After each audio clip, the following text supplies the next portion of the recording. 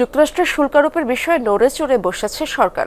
করণীয় ঠিক করতে চলছে লাগাতার বৈঠক।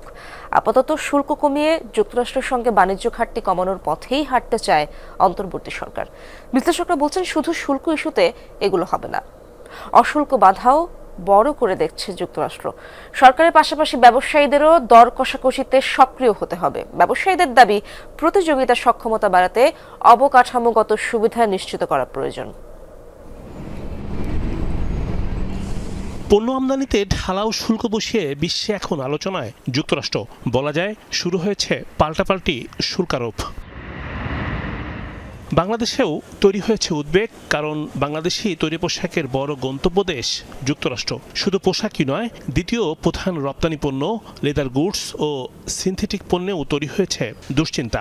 সিপোর্ট কেন্দ্রিক আমার যে লিড টাইম আমার অনেক লাগে, লিড টাইমটা কিভাবে কমানো যায় সেটার ব্যাপারে আরও মনোযোগ দেওয়া, এবং পাশাপাশি যে আমাদের যে রাজস্ব বোর্ড কর্তৃক যে ট্যাক্সগুলো আরোপ করে রেখেছে, এই ট্যাক্সগুলো ব্যাপারে আবার চিন্তা ভাবনা করা, কর্পোরেট ট্যাক্স আপনার কমিয়ে আনা, তাহলে কিন্তু আপনার ব্যবসায় আপনার টিকে থাকতে পারবে, না হলে কিন্তু অনেক ইন্ডাস্ট্রি আপনার বন্ধ হয়ে যাবে।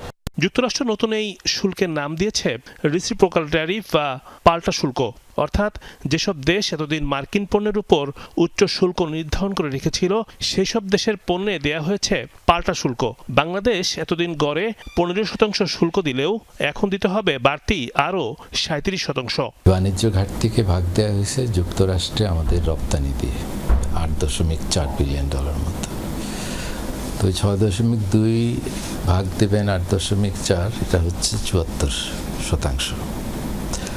এবং সেখানে সে বলছে আমি একটা ডিসকাউন্ট দিচ্ছি সবাইকে, 50% ডিসকাউন্ট। তো 74-এর 50% হচ্ছে 37। যুক্তরাষ্ট্রের সাথে যেই বাণিজ্য ঘাটতিটা আছে এইটা কমাইতে হবে। এইটা কমানোর দুটো পথ আছে, একটা হলো যুক্তরাষ্ট্রে থেকে আমদানি বাড়ানো, আর একটা হচ্ছে যুক্তরাষ্ট্রের রপ্তানি কমানো। মূলত বাণিজ্য ঘাটতি বিবেচনায় নিয়েই বাড়তি শুল্কারোপের হিসাব কষেছে মার্কিন সরকার। যুক্তরাষ্ট্রের সঙ্গে বাংলাদেশের বাণিজ্য ঘাটতির পরিমাণ $6 বিলিয়ন বেশি, অর্থাৎ প্রায় $8.5 বিলিয়ন রপ্তানির বিপরীতে যুক্তরাষ্ট্র থেকে আমদানির পরিমাণ $2 বিলিয়ন সামান্য বেশি। আমি আলোচনায় যেটা দিই, সবাই শুল্কের কথা বলছেন, তো ওরা তো শুধু শুল্কের কথা বলেন, ওরা বলছে শুল্ক, প্যারাটেরিফ, নন টেরিফ ব্যারিয়ার আর কারেন্সি ম্যানিপুলেশন। বিশেষ করে নন টেরিফ ব্যারিয়ারটাই বেশি গুরুত্ব পেয়েছে বাংলাদেশের চ্যাপ্টারে।